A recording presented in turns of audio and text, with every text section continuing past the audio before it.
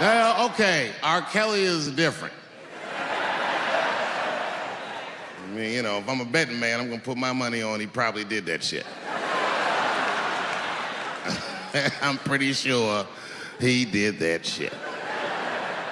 You know, it was bad, okay? So a couple years ago, I was doing a show in Detroit, and I'm sitting backstage in my dressing room. A friend of mine comes by, this chick, Dream Hampton.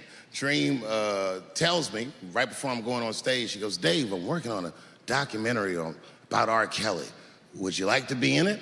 And I was like, nah, bitch, I'm cool.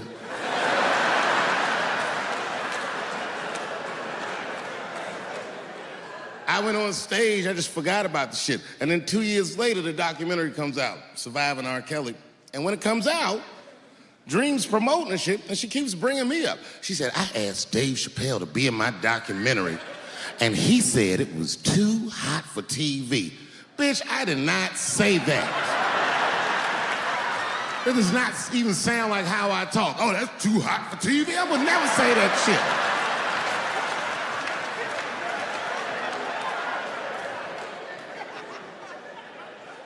But I'm gonna tell you guys why I wasn't in the documentary. There's a very simple reason, and I cannot stress this point enough. The only reason that I didn't do it was because, and it's very important, I don't know this nigga at all. I don't know anything. I don't know anything that they don't tell me about. I don't hang out with this nigga, nothing. So what the fuck do I gotta be in the documentary for?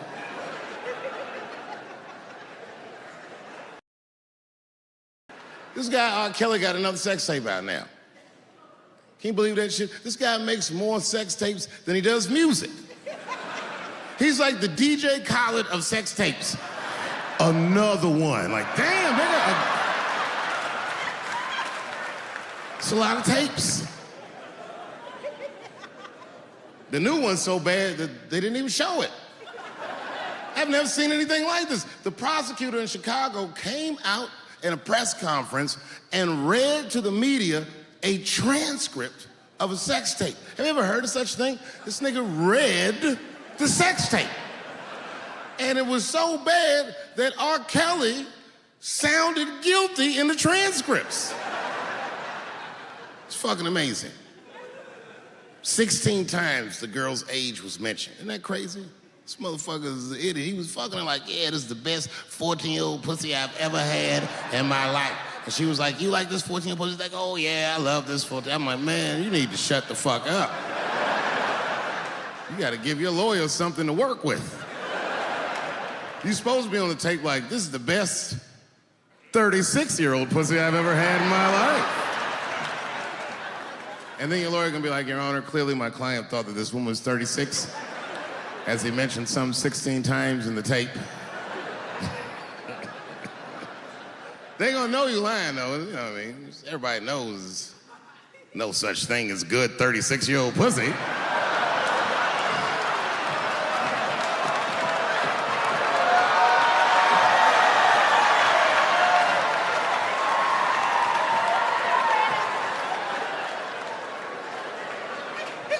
Doesn't matter what I say.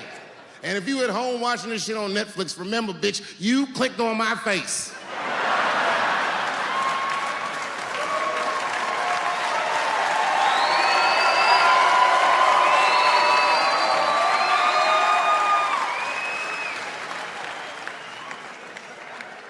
Celebrity hunting season. Doesn't matter what I say, they're gonna get everybody eventually. Like, look, I don't think I did anything wrong, but we'll see.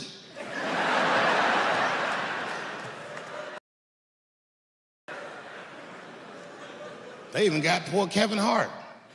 Can you imagine such a thing? Kevin Hart, let me tell you something. It was Kevin Hart's dream to host the Oscars. That's what he told me.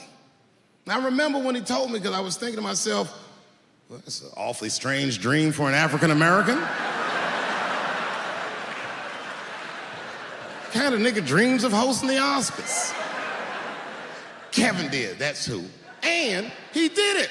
Against all the odds, Kevin became the most famous comedian this world has ever seen, and he got the job that only one black man before him had. He was gonna host the 80th Oscars. And I don't know what you know about Kevin, but I know Kevin Hart is damn near perfect. As close to perfect as anybody I've ever seen.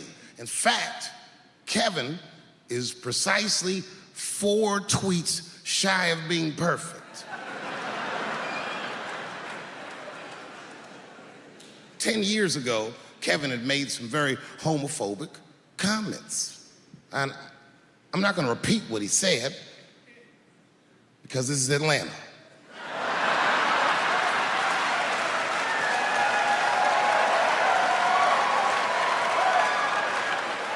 You know what I mean. I'm sure there's a lot of gay men here tonight with their wives.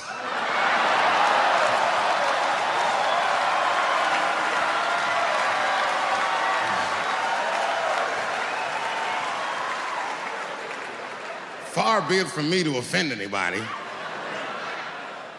All right, I'll tell you what he said. But just remember, these were not my words. These were Kevin's words.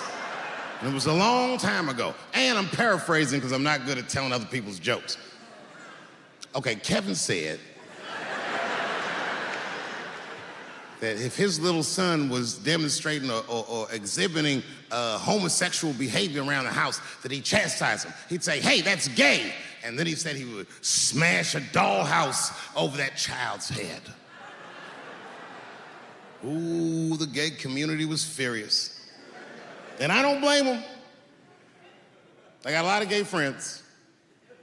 And all of them, 100% of them, all have told me fucking horror stories about the shit they had to go through just to be themselves. Crazy, crazy stories. And in all those stories, I gotta say, not one of them has ever mentioned anything like their father smashing a fucking dollhouse over their head. Because clearly Kevin was joking. Think about it. You would have to buy this nigga a dollhouse to break it over his head in the first place. Does that sound right? Is anybody gonna do that? The gay community was upset, and then they put so much pressure on the Academy of Motion Pictures and Sciences that they went to Kevin and said, if you don't apologize to that community, then you cannot host these Oscars. And then Kevin said, fuck it, I quit.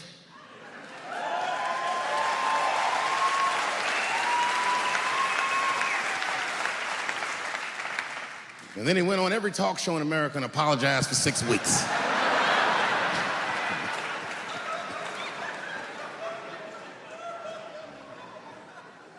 Kevin fucked up.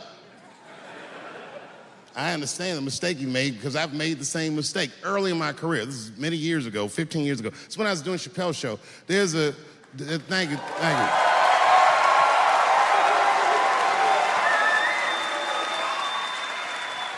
On network television, they have a department that's called Standards and Practices. This is the department that tells you what you can and cannot say on television. And if you're doing your job well, you should never hear from them. But if you're making a Chappelle show, you'll hear from these motherfuckers all the time. And remember, this is 15 years ago. I made a mistake. I didn't even know I had done anything wrong.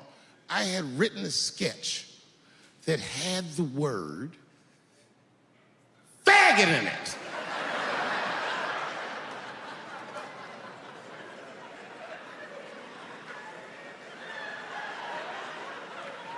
So I had to go to Standards and Practices. They call me up. I don't know why they're calling me, but I like the lady that runs the department. She's usually really fair and was one of my favorite people I've ever worked with. So she sits me down. We have a nice conversation. She tells me, oh, the sketches are great. I go, oh, fantastic. Well, then why am I here? She said, because, David, there's no way that you can ever say the word faggot on our network. I didn't know I did anything wrong. I didn't try to defend myself. I said, all right, fuck it, I'll take it out. Have a good afternoon. And as I was leaving, it occurred to me, hey, Renee, quick question. It's just a question. Seriously, I want to know, like, why is it that I can say the word nigger with impunity?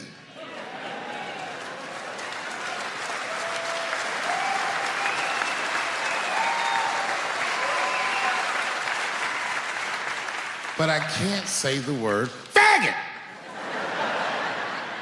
And she said, because, David, you are not gay. I said, well, Renee, I'm not a nigger either.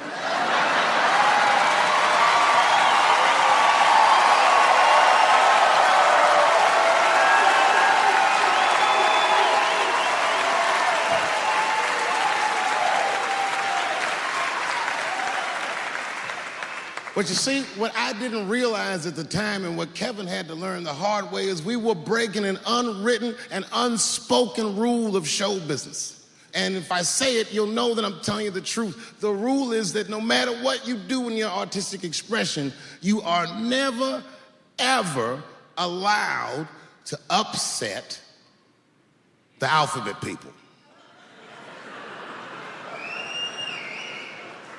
You know who I mean. Those people that took 20% of the alphabet for themselves. I'd say the letters, but I don't want to conjure their anger. It's too late now. I'm talking about them L's and them B's and them G's and the T's. People be surprised. I have friends, all kinds of letters. Everybody loves me, and I love everybody. I got friends who are L's, I got friends who are B's, and I got friends who are G's. But the T's hate my fucking guts.